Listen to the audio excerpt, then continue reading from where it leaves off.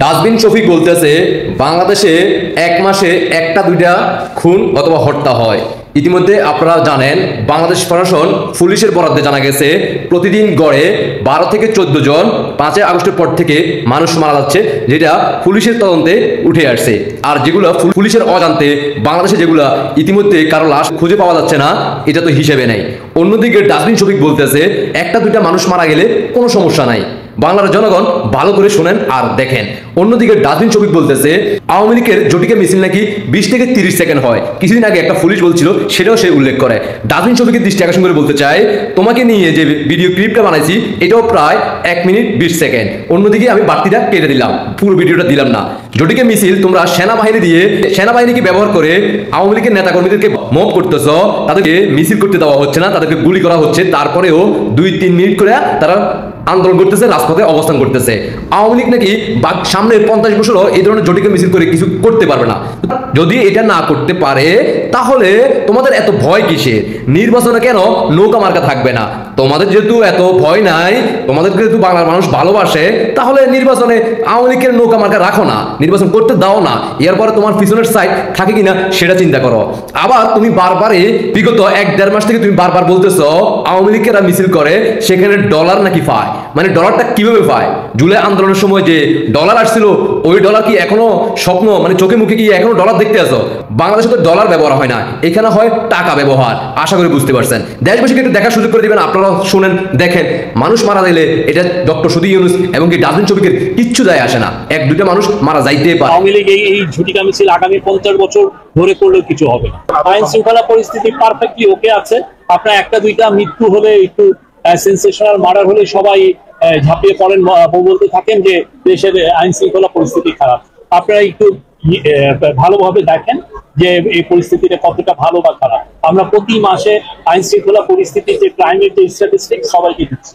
সবাই আপনারা যাচ করে, নিজেরা যাচ করে আপনারা এটার ব্যাপারে আপনারা একটা ডিসিশন নেন। কিন্তু একটা মৃত্যু হলো, একটা সেন্সেশনাল মার্ডার হলো, সেটা দিয়ে কেউ কনক্লুশন ড্র করেন না যে না এটা দেখে আপনার পাশে হয়তো একটা খুন হয়েছে, সেটা দেখে আপনি বলছেন যে দেশের আইন শৃঙ্খলা পরিস্থিতি খুব খারাপ। আমরা মনে করি দেশের আইন শৃঙ্খলা পরিস্থিতি স্টেবল আছে। পুলিশ খুব ভালোভাবে কাজ করছে, অন্যান্য আইন শৃঙ্খলা বাহিনী খুব ভালোভাবে করছে। এবং পুলিশ গতকাল না পরশুদিন একটা স্ট্যাটিস্টিক দিল যে ইভেন পলিটিক্যাল যে ভায়োলেন্স যেটা হচ্ছিল সেইটাও কিন্তু অক্টোবর মাসে যথেষ্ট কম আছে। এটা বিচ্ছিন্ন মিছিল না, এটা ওই যে আমাদের একজন পুলিশ অফিসার বলেছেন যেটা ওই যে 30 সেকেন্ডের জন্য একটু দাঁড়িয়ে একটা ভিডিও নিয়ে চলে যান। এগুলো নেওয়ার মূল কারণ হচ্ছে যে আওয়ামী লীগের তো অনেক টাকা বাংলাদেশের চুরি করে নিয়ে গেছেন, অনেক ডলার, বিলিয়ন ডলার নিয়ে গেছে। ওই ডলারও তারা খরচ করছেন। এখন যে কেউ একটু অর্গানাইজ হয়ে একটু ঝটিকা মিছিল করলেই সে হয়তো বা তার অ্যাকাউন্টে কিছু ডলার। শুনলেন তো? এবার বাংলার জনগণ আপনারা সিদ্ধান্ত নেন, আপনারাই বলেন।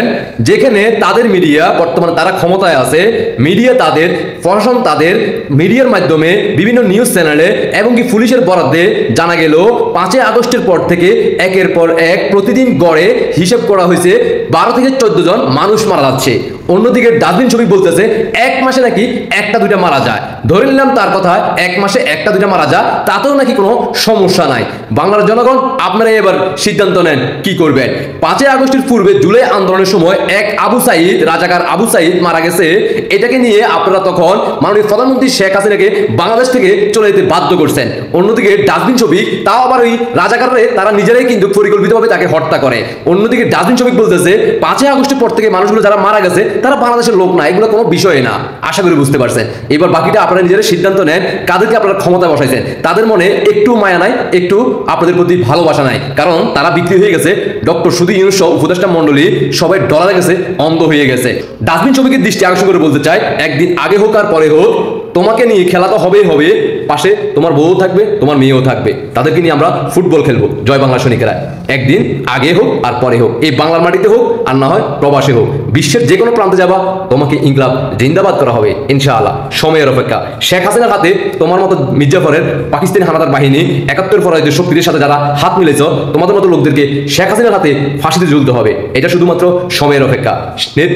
নেত্রীর জন্য সবাই আমরা দোয়া করবো, নেত্রী জীবিত থাকবে। নেত্রীর বয়স যদি 100 বছর হয়, ওই শেখ হাসিনার হাত দিয়ে তোমাদের মতো রাজাকারদেরকে ফাঁসিতে ঝুলানো হবে ইনশাআল্লাহ। আল্লাহ হাফেজ।